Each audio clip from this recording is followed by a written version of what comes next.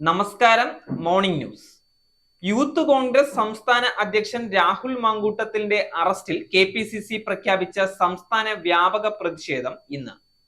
Block Congress കമ്മിറ്റികളുടെ നേതൃത്വത്തിൽ വൈകുന്നേരമായിരിക്കും പ്രതിഷേധം നടക്കുക.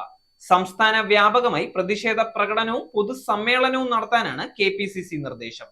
യൂത്ത് കോൺഗ്രസും പ്രാദേശിക തലത്തിൽ പ്രതിഷേധങ്ങൾ സംഘടിപ്പിക്കും. അതേസമയം രാഹുൽ മാങ്കൂട്ടത്തിനെ അറസ്റ്റ് ചെയ്ത നടപടിയിൽ ജാമ്യാപേക്ഷയുമായി മേൽക്കോടതിയെ സമീപിക്കാൻ ഒരുങ്ങുകയാണ് നേതൃത്വം. വിഷയം മുഖ്യമന്ത്രിക്കും ആഭ്യന്തര വകുപ്പിനുമെതിരെ രാഷ്ട്രീയ ആയുധമാക്കാനും പ്രതിപക്ഷം ആലോചിക്കുന്നുണ്ട്.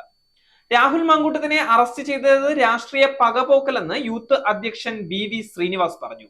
ഗവർണറുടെ ഇടുക്കി സന്ദർശനത്തിന്റെ ശ്രദ്ധ തിരിക്കാനാണ് രാഹുലിനെ അറസ്റ്റ് ചെയ്തതെന്ന് K മുരളീധരൻ MP പറഞ്ഞു.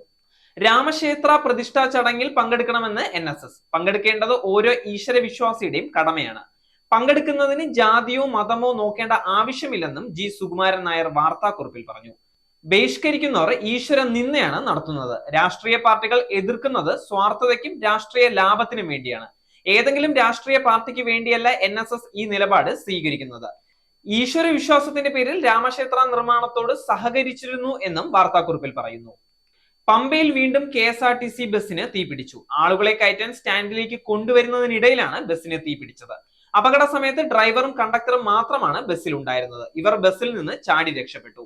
ബസ്സിലെ സീറ്റുകൾ പൂർണ്ണമായും കത്തി നശിച്ചു. സംഭവത്തിൽ ആർക്കും പരിക്കുകളില്ല. തീപിടിച്ച ഉടനെ ബസ്സിൽ നിന്നും വലിയ രീതിയിൽ പുക ഉയരുകയായിരുന്നു.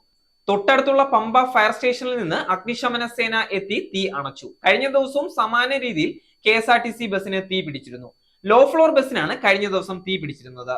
നേരിന്റെ വാർത്തകൾ നിങ്ങളുടെ വിരൽത്തുമ്പിൽ എത്താനായി സാക് ന്യൂസ് ചാനൽ സബ്സ്ക്രൈബ് ചെയ്തും ഷെയർ ചെയ്തും ഒരു ശരിയായ മാധ്യമ നിലപാടിന് പങ്കെടുക്കാൻ ഞങ്ങൾ നിങ്ങളെ ക്ഷണിക്കുന്നു.